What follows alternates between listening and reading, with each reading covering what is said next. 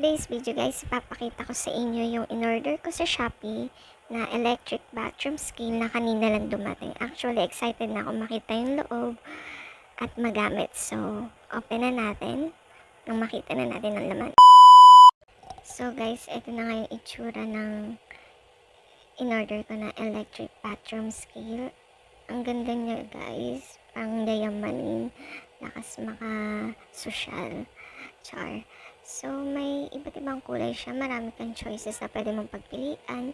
May black, may pink, may white, and may green.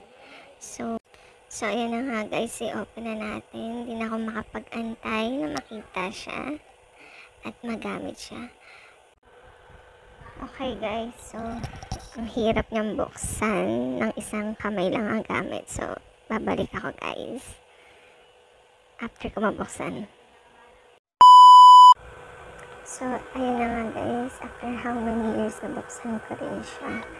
Char. So, eto nga guys, may libre ko siya dalawang batteries.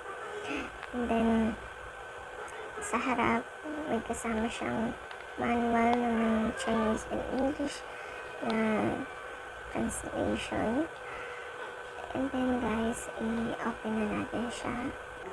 So, habang binubuksan pa natin siya guys, kung gusto nyo rin bumili na ito guys, check on my bio. So, ilalagay ko dyan yung link na.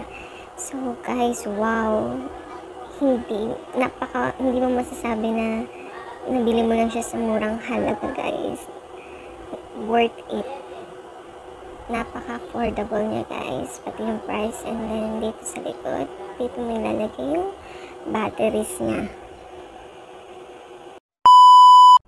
So, ito na nga guys, yung itsura niya nung nilagay ko na yung battery at gumagana naman yung battery niya. Overall guys, ang ganda ng product and napaka worth it sa murang halaga. Yun lang. Adios!